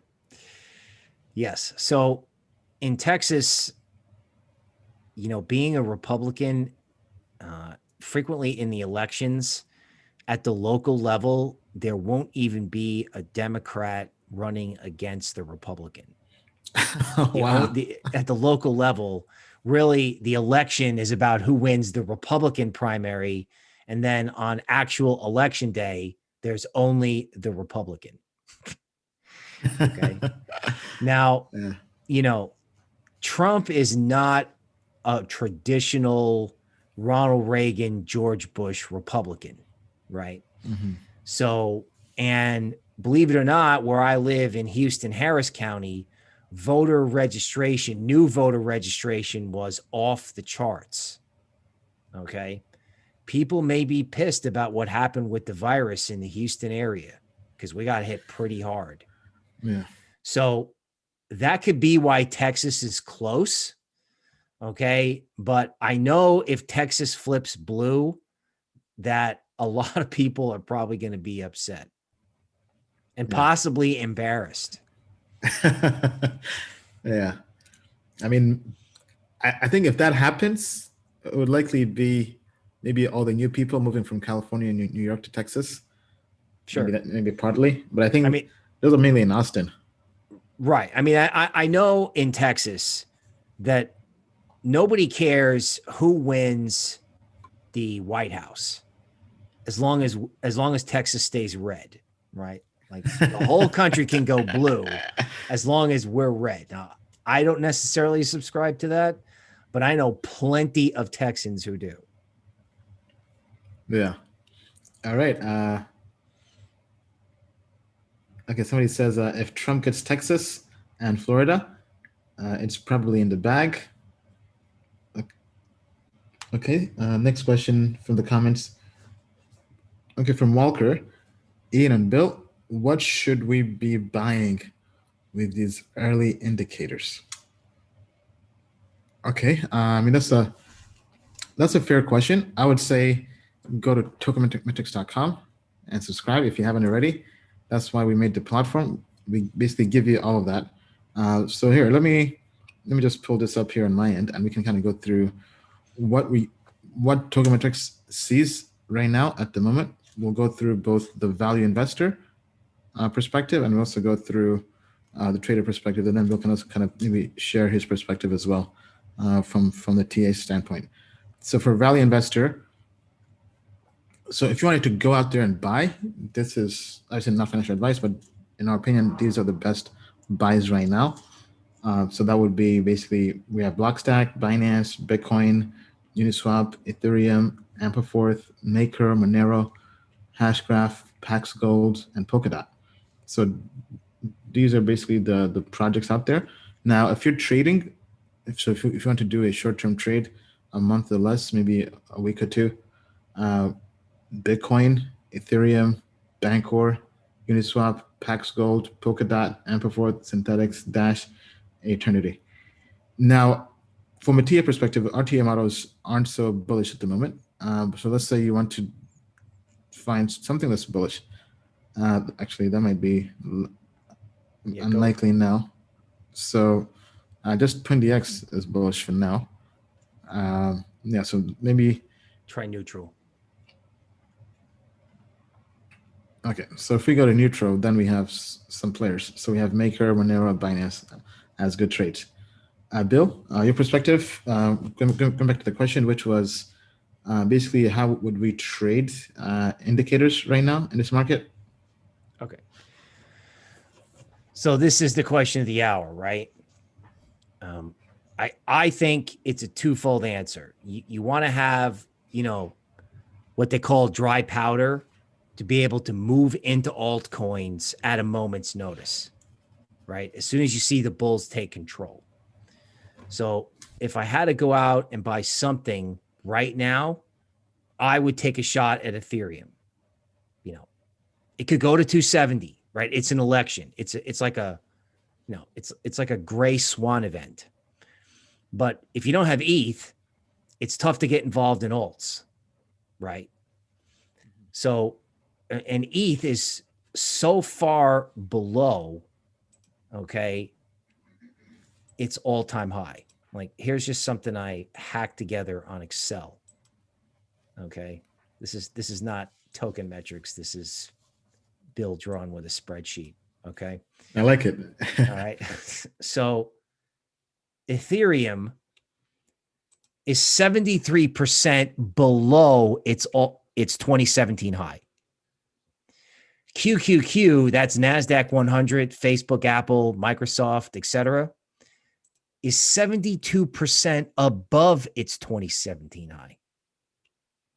So the new QQQ, or the platform that the new QQQ gets built on, is 72% below 2017 levels, where the other side, the legacy side, is that far above. Bitcoin, 29% below 2017 levels. Gold, 41% above 2017 levels. Okay. So why did I show you that? Well, it's very simple. You can always get wrecked in crypto. But if I'm buying something 72% off its all-time high, like Ether, while its legacy companions are to the moon and beyond, I feel okay. I'm okay with it, right? Because you can use these things like Ether or even Bitcoin. Bitcoin dips to 12,500. I know a lot of smart trading types think that that's possible. Grab some, right? I mean, what else can you do to get involved in the crypto market that you can either play Bitcoin or Ethereum, or hopefully subscribe to Token Metrics and come on over to the altcoin space? All right. Thank you, Bill. So tell us what you think down in the comments below. Be sure to smash the like buttons and subscribe because we're here with you on the US election night. I mean, we're already approaching 2 hours. I don't think we'll be able to be here with everybody throughout the entire stream, or election. But let's see how we're doing so far. So Biden now has 118 votes. Trump has 105, and looks like Biden has got Illinois. So let's take a look. Where is that? I guess it's not about Battleground State. Let me show all states. So by a landslide. Wow. Okay. Yeah, that one's over. That was a blowout there. Okay. Now on to the next question. Okay, so I'm currently 23 years old and have some money to invest and have been struggling to come up with a new business that will bring me more income. Am I better off just going into crypto fully? I have around $15,000. Okay, wow. Okay, yeah, let's take a step back to kind of think this through. So basically, you're young, you have some money, you're looking. Okay, so going here, you have been struggling to come up with a new business that will bring you more income than crypto, right? So basically, you're young, maybe in college or just finished college. You have some money on the side. You're thinking, I've been trying to do a business. It's not working out. Should I just invest it in crypto? I mean, that's interesting perspective, but you're very young. So, I mean, I wouldn't risk everything. Uh, but I mean, I think learn about crypto. Obviously, you're watching this show, so you're already a step ahead. Uh, Dabble in crypto, but don't risk everything. Don't put everything all into crypto. Even though you're young and you could possibly make it back, I think be patient with it, but have a strategy. Um, so have a I would hedge. So I think I would put some money in crypto. Maybe you're trading crypto, whether Bitcoin, Ethereum, altcoins, or whatever, or DeFi. Because if you take 15K and just put like 10% into crypto, you could turn that into a lot of money if you're doing the right things. Obviously, if you have the right research, or the right network, or the right people around you, that is possible. But I would not put everything in crypto. So when I got into crypto, even though I had money, the first thing I did was buy Bitcoin and Ethereum, and I only put in what I was willing to lose. So that was $100 in Bitcoin, $100 in Ethereum. Then I went out there, learned more about the space over about 2.5 months, read books on digital gold, the age of cryptocurrency. Those books kind of made me a lot more confident in the space. Then I scaled up because at that point I had made some money, or in a way I hadn't lost any money. So I then kind of doubled down and put it in 2,500 into Bitcoin and Ethereum. And then that kind of took off, right? So basically what I'm saying is dollar cost average in and scale up as you have more success. So if you have 15K, how much of that are you willing to lose, right? Let's say it's just $100. Then put that in crypto. And if and as you get more success, then scale up, right? So I think this is something Bill mentioned a while back.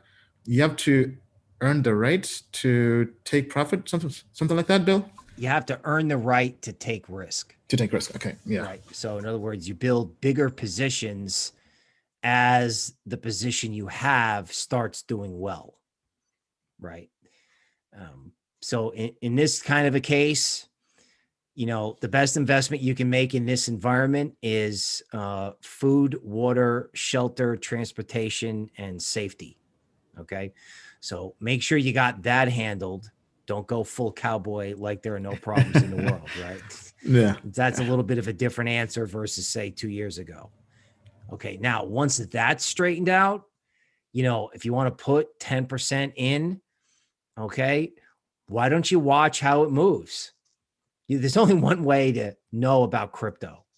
That's to experience $1,000 going to $850 and then going to $1,400 and then going to $950 and then going to $1,200, right? That's how your P&L is going to move in 5 and 10% increments. And then you can decide. It's like, okay, am I winning? Is this a good investment? I need some help with token metrics. We hope that's what we hope you go that route. Let us help you. Okay. But the thing is, can you stomach it? Everyone goes, oh my God, crypto can go up so much. Yeah. But can you deal with it day in, day out? If you can, right, you'll know. And then you won't need to ask anybody, should you do more? You'll have, winning investments, and then you can just slowly put more in. But don't go full casino and push out all the chips. Don't do it. Yeah, absolutely. Now, to also kind of add to that, so you mentioned that you've been trying to come up with a new business that's not working. I would say maybe try a different business, or just take something that's very simple that you do very well. So whatever skill you have, try to monetize that. So I feel like if you're doing something of value, that could be the business. Now, you're young, so maybe you're still kind of just learning about, or just trying to learn a new skill, but sometimes it takes time. But one of the best ways, or the best hacks to break into any venture, any space, any industry, is to just find the right people and volunteer to work with them for free, or intern with them for free, right? So, I mean, I kind of shared a story in the past.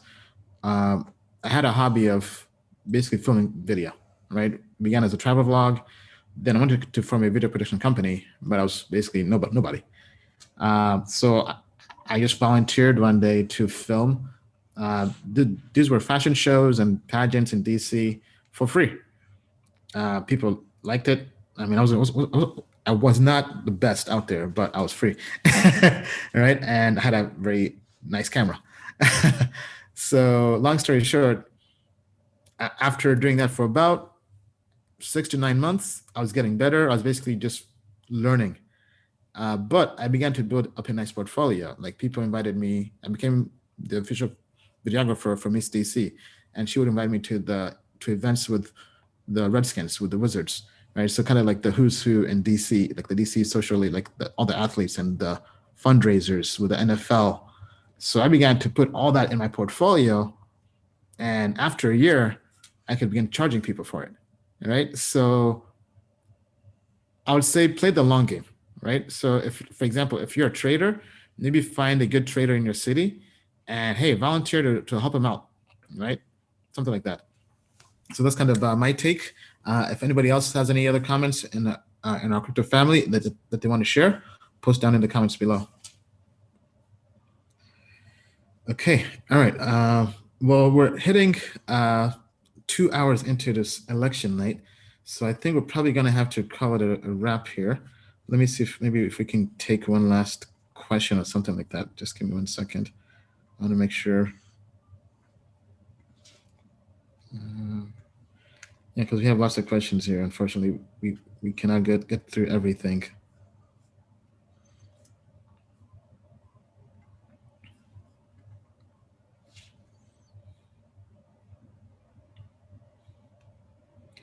Okay, how will the Quant index work? Popular show, huh? Yeah. Okay, so maybe we can do 2 questions rapid fire. So how will the Quant index work? Okay, let me just make sure this is on. Okay, so how will the Quant index work? Will it also affect the price predictions curves? I'm asking because I use the monthly price prediction index, and I use the price prediction curves to time my trades. So the price prediction curves will remain the same. Quant grade will be its own grade based on its own AI. So that will be something totally different. And that will be mainly for value investors, while price prediction will be the same.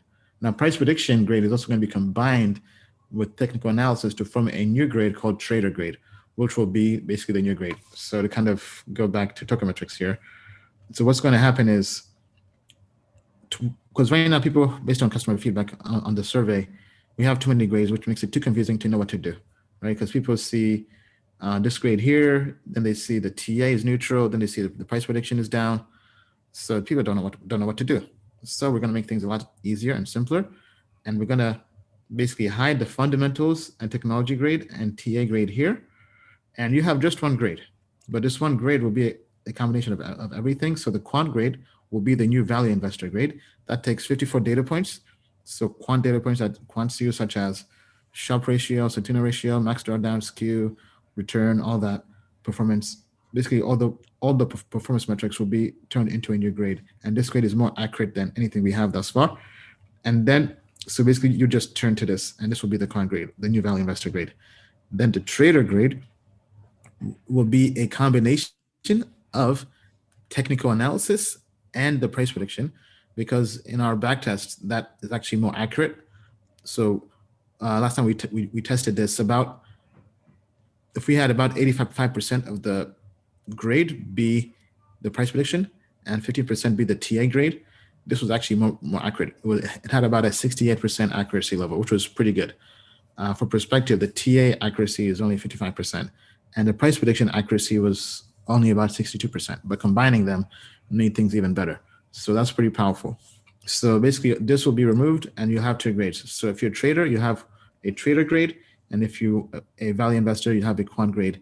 Then that means we'll have to create new indices, and we'll basically have to get rid of the old ones because we've changed and have new grades. So we'll have a trader index for daily, weekly, and monthly for all the day traders. And then we'll also have a value investor or quant index. And this will be monthly, quarterly, and annually for people who want longer time horizons. And we think that will be, we think that this is going to change everything. And we're also working on being able to automatically import new coins. So that way we can ingest thousands of coins and have them fully graded. So that means you won't have to see the still scoring badge anymore, because that's something people have been asking us about. So if you want to have all of this, make sure you have subscribed to Tokenmetrics ASAP. Thank you. Okay, let me go on to the next one. Okay, so yeah, I think this might be the last one.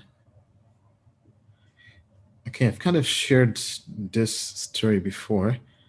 So question is, how long did it take you to recover your wallet attack? Sorry, to recover from your wallet attack, and what was it like, if you don't mind sharing?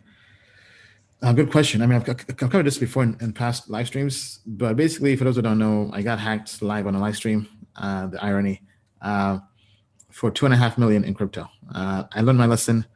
Long story short, though, it's been about this was spring of 2018. The good thing is the hackers have been caught. Right now, it's currently going to trial. Actually, the trial was meant to be this month with the DOJ, the Department of Justice. So that basically, thanks to the FBI, my crypto network, crypto family, and anybody out there who sent in tips, we're able to find the hackers. Now that they have to face trial, then there'll be all that. I might be there in person, so I'll keep everyone posted if that happens. But I haven't really talked too much about it because I'm waiting for everything to be finalized before kind of speaking publicly about it a lot. But for now, that's kind of that. But long story short, the hackers were found. Now regarding the money, so I mean, investing wise, I had cashed out some money, right? I had cashed out, I would say, maybe $500,000 or more to just kind of finance my business. So back when we were doing the Crypto World Tour and Tokenmetrics, but losing the hack made me really go all into creating other businesses in crypto. And that's what helped me recover the money. So for example, on our Crypto World Tour, we had sponsors, right? Sponsors like KuCoin. KuCoin came in and sponsored our world tour, and also sponsored the content we're creating. That was for 1 year, right? And that was probably the biggest crypto influencer deal in history. For those who have seen my video at Howard when I gave a talk about that, that was a pretty big deal. Then we also founded 100x Advisors. That was basically our investment and advisory company. So we were making investments, had some good returns from that, also consulting with people in the space. That also helped out. So in essence, yes, I've made back more than 2.5 million, but it wasn't from investing in crypto per se, partially investing in crypto, but also forming other businesses around crypto to diversify. Because when I saw, oh shit, I got hacked for 2.5 million, I'm like, okay, how can I make this money back as quickly as possible? Right? I was a big name in the space. Lots of people wanted to work with me. I mean, so to me, the advisory aspect was probably the strongest because people always wonder, Ian, how can you lose 2.5 million and not cry, basically? Because one, I knew how I made the money from Tokenmetrics and this philosophy, but I mean, like probably 4 months earlier, I was turning down deals with projects to consult. Right? So, for example, like Hybrid Block a while back in like the bull run, I turned down $3 million to consult with them because that project was a scam, basically. Because from interacting with them, I knew it was a scam. But I mean, back then, like at my stature, at the peak of the ICO bubble or bull run, I was getting so much inbound business development opportunities that recouping 1 or 2 million would have been easy, right? So I guess from that perspective, uh, yes, it sucked, but I also knew that I mean I'm a businessman, right? It's kind of like, my back's up against the wall. Time to go out there and eat and get the money back, and that's what I did. Uh, Bill, any comments? Well, getting hacked for 2.5 million will put the cry in crypto. I think the lesson for anyone listening to the show is that Ian didn't give up, right?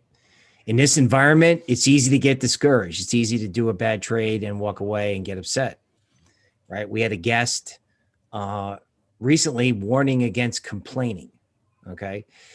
So Ian can provide you with an example of somebody who went through adversity and then got busy recovering from that from that problem, right? So that's an important lesson in this environment.